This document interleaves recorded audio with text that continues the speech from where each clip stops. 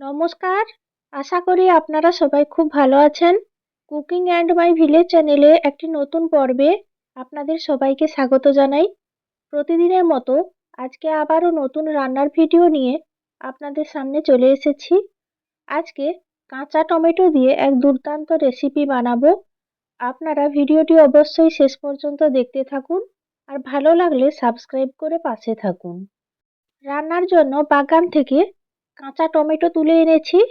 4টে tomato হলেই রান্না হয়ে যাবে। আর বাড়ির বাগানে এখনো আলু তোলা হয়নি। আমি কয়েকটা আলু রান্নার জন্য এক সাইড থেকে তুলে এনেছি। বাড়ির বাগানের নতুন আলু আর গাছ থেকে টমেটো তুলে এনে আজকে রান্নাটা করব। আপনারা অবশ্যই ভিডিওটি শেষ পর্যন্ত দেখতে থাকুন। কিছু সময় পর রান্নার জোগাড় করে নিয়েছি। দেখতেই পাচ্ছেন কাঁচা টমেটোগুলোকে প্রথমে ভালো করে ধুয়ে নিয়েছি, তারপর এইভাবে সরু সরু করে কুচি করে নিয়েছি। আর এদিকে আলুগুলোকেও একইভাবে টমেটোর মতো সরু সরু করে কুচি করে নিয়েছি আর পরিষ্কার জল দিয়ে বেশ কয়েকবার ভালো করে ধুয়ে পরিষ্কার করে নিয়েছি। এই পর্যায়ে কেটে রাখা কাঁচা টমেটোর মধ্যে এক এক করে বাকি উপকরণগুলো দিয়ে দেব। সরু সরু করে কুচি করে রাখা আলুগুলোকেও একসঙ্গে টমেটোর মধ্যে দিয়ে দিলাম। এই পর্যায়ে দিয়ে দিচ্ছি কাঁচা পেঁয়াজ কুচি। বেশি পরিমাণে পেঁয়াজ কুচি আপনারা ব্যবহার করবেন, তাহলে রান্নাটা খেতে ভালো লাগবে। আর দিয়ে দিচ্ছি আদা বাটা, দিয়ে দিচ্ছি পোস্ত বাটা। আপনারা চাইলে সর্ষে আর পোস্ত মিশিয়ে বেটে দিতে পারেন, আবার শুধু পোস্ত দিয়েও রান্নাটা করতে পারেন। ঝালের জন্য দিয়ে দিলাম লঙ্কার গুঁড়ো, দিয়ে দিলাম পরিমাণ মতো হলুদের গুঁড়ো, দিয়ে দিচ্ছি পরিমাণ মতো লবণ। যেহেতু টমেটো দেওয়া আছে তাই টক ভাব লাগবে, তাই পরিমাণ মতো লবণ দিয়ে দিলাম। দিয়ে দিচ্ছি ধনিয়া পাতা কুচি, দিয়ে দিচ্ছি অল্প একটু চিনি, হালকা মিষ্টি ভাব লাগবে টকের সঙ্গে। এই পর্যায়ে সব কিছু হাত দিয়ে ভালো করে মাখিয়ে নিচ্ছি। মশলা সবজি সব কিছু বেশ ভালো করে মাখাতে থাকবো আর প্রায় 2 থেকে 3 মিনিট ধরে সব কিছু ভালোভাবে মাখিয়ে নেব। আর সবজি আর মশলা যত ভালোভাবে মাখানো হবে রান্নার স্বাদটাও তত ভালো হবে। এইভাবে মাখিয়ে নিলে সবজিগুলো কিছুটা মজে যাবে। প্রায় 2 থেকে 3 মিনিট সময় ধরে কাঁচা টমেটো আর আলুর সঙ্গে মশলা ভালো করে মিশিয়ে নিয়েছি।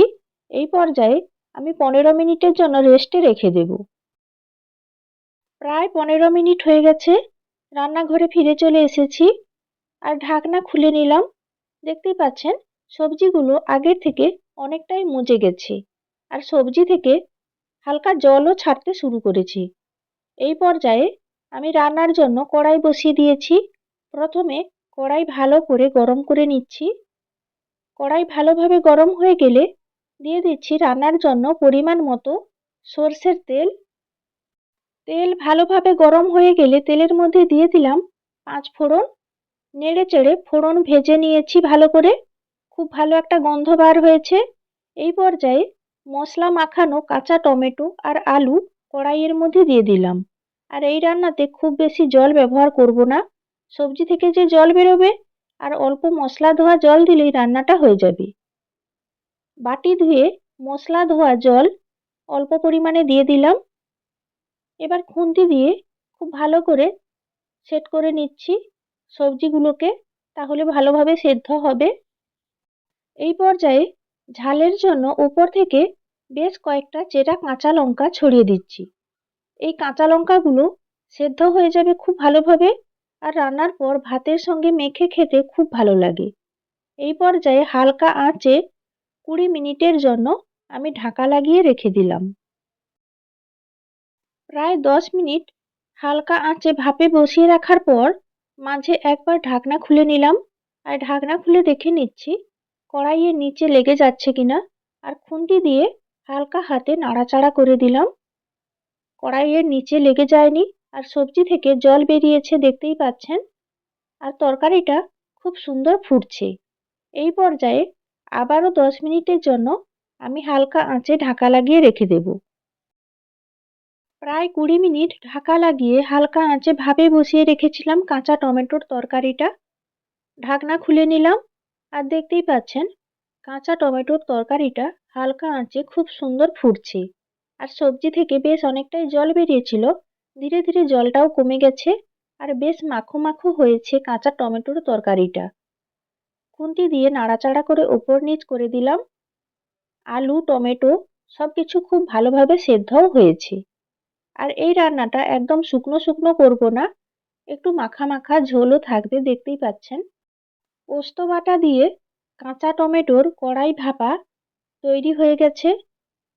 দেখতেই পাচ্ছেন খুব সুন্দর একটা কালার এসছে, আর দারুণ একটা গন্ধও বেরিয়েছে। এই পর্যায়ে আমি বাটিতে ঢেলে নিচ্ছি। কাঁচা টমেটোর কড়াই ভাপা পরিবেশন করার জন্য রেডি হয়ে গেছে।